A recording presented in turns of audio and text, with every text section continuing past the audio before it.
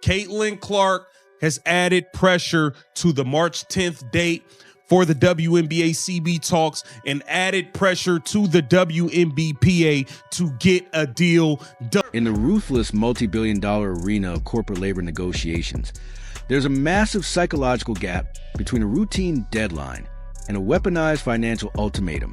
For months, mainstream sports media framed the WNBA collective bargaining standoff as nothing more than a disagreement over revenue splits, suggesting the players' union was calmly holding firm while billionaire ownership groups would eventually cave under public pressure fueled by the Caitlin Clark phenomenon. The narrative claimed owners desperately needed the 2026 season revenue, meaning the leverage clearly belonged to the players. But inside executive boardrooms, where real spreadsheets, projections, and risk models dictate decisions, a far colder strategy has reportedly been unfolding. Ownership isn't simply negotiating anymore. They're applying calculated pressure designed to fracture union solidarity from within. Instead of serving as a shield for the players, the unprecedented spotlight surrounding Caitlin Clark is being positioned as a ticking clock, amplifying urgency and financial stakes.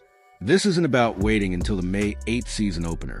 That date, widely cited by media, masks the far earlier logistical realities of scheduling, travel, arena contracts, broadcast commitments, and sponsorship obligations.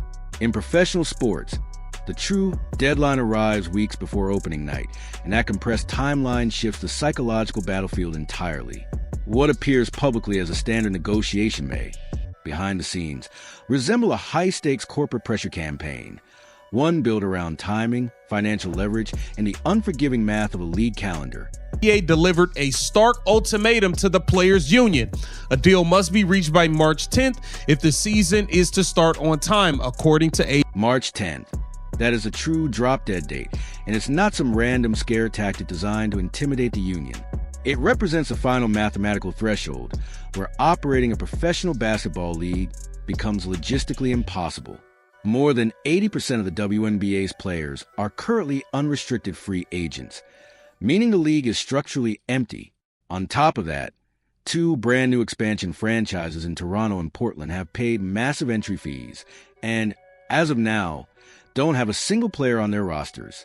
From March 10th to the May 8th season opener, there are fewer than 60 days to execute an expansion draft, manage a league-wide free agency period that requires players to relocate across the country, conduct a collegiate draft, open training camps, and run a preseason schedule. None of that can legally or practically happen without a binding collective bargaining agreement in place. You cannot sign free agents without knowing the salary cap structure. You cannot negotiate trades without clarity on designation rules. You cannot finalize contracts without financial parameters locked in. In effect, the league sits frozen. Ownership's message is blunt. If a deal isn't signed by March 10th, roster construction collapses, arena dates get reassigned to concerts and other events, and the season timeline unravels, taking player paychecks with it. But establishing a hard deadline is only phase one of high-stakes corporate negotiation. Phase two is psychological, a tactic often described in business circles as an exploding offer. If a financial proposal sits on the table indefinitely, there's no urgency to accept it. If the union believes a 15% revenue-sharing offer will still be available weeks later, they can afford to wait. To eliminate that comfort, ownership must introduce escalating financial consequences tied to time, creating immediate pressure instead of theoretical pressure. In major league business disputes, this approach is about shifting leverage through deadlines and uncertainty, not emotion. And in this moment, the calendar itself has become the most powerful negotiating weapon on the table. But no revenue sharing movement. If you do not accept this deal by that day, every day following, every single day after our offer, the deal gets worse. That is the pure definition of an exploding offer. And in high-level corporate negotiations, it is one of the most aggressive financial pressure tactics available. The logic is simple but brutal. The proposal on the table today will not be the proposal tomorrow. Ownership's message in the scenario is crystal clear. We are offering a defined salary cap structure and specific benefits right now, but if there is no agreement by the March 10th deadline, the terms begin to deteriorate. On March 11th, financial parameters tighten. On March 12th, certain concessions disappear. On March 13th, minimum guarantees shrink. Whether symbolic or real, the power of the tactic lies in urgency. The psychological battlefield shifts instantly. Instead of players versus owners, it becomes players versus time. Star athletes with major endorsement portfolios can financially withstand delays, but role players and minimum salary athletes feel the pressure far more intensely because every lost day represents real income uncertainty. That imbalance creates internal stress within a union, where different financial realities collide under a ticking clock. The purpose of an exploding offer isn't simply to reduce numbers.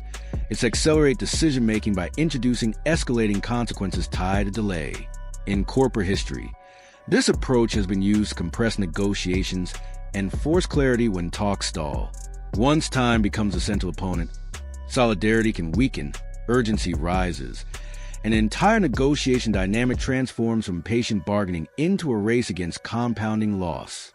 I love that strategy. I use it with players all the time. You don't want to agree right now? Your next offer is lower. That is the punishment for not doing things on my time. That quote captures a cold mindset often present in high-stakes corporate negotiations. While public narratives frequently describe professional sports leagues as partnerships built on shared growth and mutual respect, ownership groups ultimately operate within a business framework driven by assets, margins, and long-term valuation. In that framework, teams function like major commercial properties, and player contracts become financial variables inside a broader economic model. The massive spotlight surrounding Caitlin Clark's highly anticipated sophomore season has amplified the stakes to historic levels.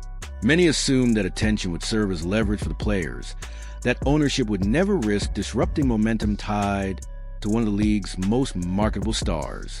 But high-level negotiations rarely revolve around emotion. They revolve around leverage and timing. By anchoring talks to a firm March 10th deadline, ownership's implicit message becomes clear. If an agreement cannot be reached within the financial parameters they consider sustainable, they are prepared to absorb short-term fallout. That shifts the narrative pressure outward. If delays occur, public scrutiny intensifies, sponsors grow restless, and fans demand accountability. At the same time, an exploding offer framework compounds urgency behind the scenes. However, in corporate strategy, credibility is everything. An ultimatum only works if it is enforceable. If leadership signals that terms will worsen after a specific date, but then quietly extends identical conditions, negotiating authority collapses. In high-stakes disputes, drawing a line in the sand carries risk.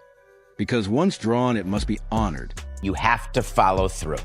Because if your child, your partner, your parent, the people with whom you work, the people against whom you negotiate, the agents, if they all believe If an ultimatum is issued and the other side senses even a hint of insincerity, the leverage evaporates instantly. That is why March 10th stands as such a pivotal date.